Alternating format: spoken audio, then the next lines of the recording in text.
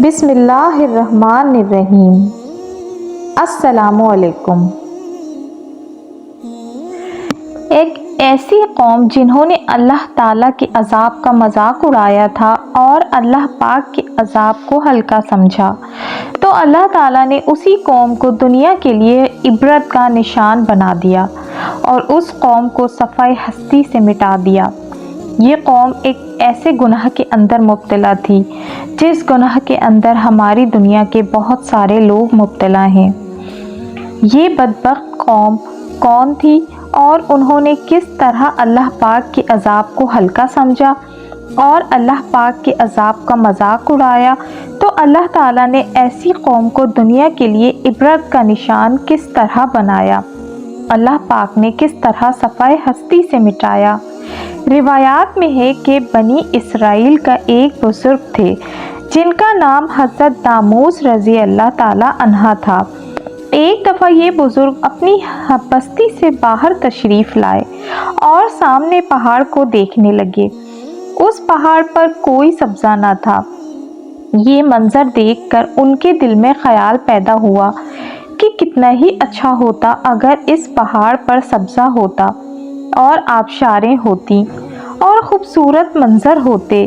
ابھی یہ بزرگ انہی خیالات میں گم تھے کہ اللہ پاک کی طرف سے ان کے دل میں الہام پیدا کیا گیا کہ اے میرے بندے، تو بندگی سے نکل چکا ہے، اب تجھے میری تخلیق کے اندر کمی نظر آ رہی ہے، اب تجھے میری تخلیق میں عیب نظر آ رہے ہیں۔ جب یہ الہام ہوا تو وہ بزرگ ایک دم سے گھبرا گئے اور انہوں نے اپنے دل میں ایک نیت کر لی کہ جب تک اللہ پاک کی طرف سے میرے دل میں واضح طور پر یہ بات نہیں آئے گی کہ اللہ پاک نے میری اس کوتاہی کو معاف کر دیا ہے، میں اس وقت تک خود کو سزا دوں گا۔ اللہ پاک کے ولیوں کا یہ ہمیشہ سے طریقہ رہا ہے کہ اگر ان سے کبھی کوئی غلطی ہو جائے تو وہ اپنے آپ کو سزا دیتے ہیں تاکہ اللہ تعالیٰ ان کی اس خطا کو معاف فرما دے۔ چنانچہ حضرت داموس رضی اللہ تعالیٰ عنہ نے سزا کے طور پر دل میں یہ نیت کر لی کہ جب تک اللہ تعالیٰ میری غلطی کو معاف نہیں فرمائیں گے تب تک نہ میں کھانا کھاؤں گا اور نہ ہی پانی پیوں گا، بس روزے کی حالت میں رہوں گا۔ چنانچہ حضرت داموس رضی اللہ تعالیٰ عنہ نے خود کو سزا کے طور پر روزے رکھنے شروع کر دیے۔ 2-4 دن کے بعد آپ کا گزر ایک قریبی بستی سے ہوا۔ وہاں کوئی تقریب منعقد کی جا رہی تھی، اس لیے بستی والوں نے کھانا وغیرہ پکایا ہوا تھا۔ جب دسترخوان لگایا گیا تو لوگوں نے حضرت داموس علیہ السلام سے کہا کہ آپ بھی تشریف لائیں اور کھانا تناول فرمائیں، مگر حضرت داموس رضی اللہ تعالیٰ عنہ نے ان سے معذرت کی کہ میں کھانا نہیں کھا سکتا۔ تو وہاں کے لوگ اصرار کرنے لگے کہ آپ کھانا ضرور کھائیں۔ چنانچہ حضرت داموس علیہ السلام نے ان کے اصرار کے باوجود بھی ان کو منع کر دیا کہ میں کھانا نہیں کھا سکتا۔ ان کے منع کرنے پر لوگوں نے ان سے وجہ پوچھی تو حضرت داموس رضی اللہ تعالیٰ عنہ نے وجہ بتاتے ہوئے ارشاد فرمایا کہ مجھ سے ایک کوتاہی ہو گئی ہے جس کی وجہ سے میں نے یہ نیت کی ہے کہ میں جب تک میری خطا معاف نہیں کرواؤں گا نہ میں کھانا کھاؤں گا اور نہ پانی پیوں گا۔ حضرت داموس رضی اللہ تعالیٰ عنہ کی یہ بات سن کر وہ لوگ کہنے لگے، یہ تو کوئی اتنی بڑی بات نہیں ہے، ہم سب بستی والے مل کر اس گناہ کا عذاب بھگت لیں گے، آپ کھانا کھا لیجئے۔ چنانچہ اس بستی والوں نے اللہ پاک کے عذاب کو ہلکا جانا اور اللہ پاک کے عذاب پر طنز کیا۔ جب بستی والوں نے جیسے ہی یہ بات حضرت داموس رضی اللہ تعالیٰ عنہ کو کہی کہ ہم اللہ تعالیٰ کا عذاب بھگت لیں گے، تو اللہ پاک نے فوراً حضرت داموس رضی اللہ تعالیٰ عنہ کے دل میں الہام پیدا فرمایا کہ اے میرے پیارے بندے، آپ اس بستی سے فوراً نکل جائیے۔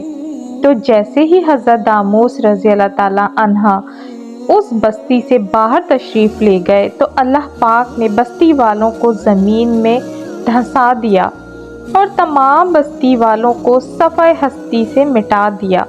اور اللہ پاک کے عذاب کو ہلکا جاننے والے اور اللہ کے عذاب کا مذاق اڑانے والے لوگ صفحہ ہستی سے مٹا دیے گئے۔ اللہ پاک سے دعا ہے کہ ہمیں ان تمام خطاؤں سے محفوظ رکھے، آمین ثم آمین۔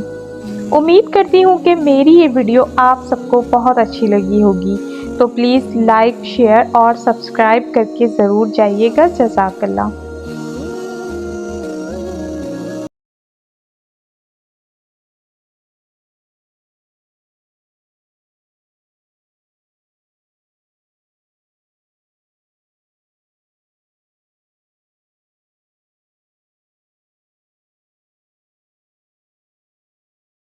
خدا ذوالجلال کی قسم، حضرت محمد مصطفیٰ صلی اللہ علیہ وآلہ وسلم سے زیادہ عزت اور کرامت والی ہستی تجھ پر سوار نہیں ہوئی۔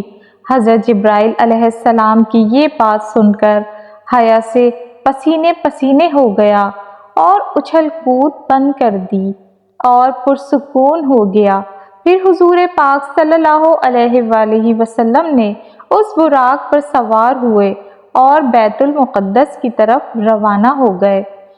اس نورانی سفر کے دوران حضرت جبرائیل علیہ السلام بھی حضور پاک صلی اللہ علیہ وآلہ وسلم کے ہمراہ تھے۔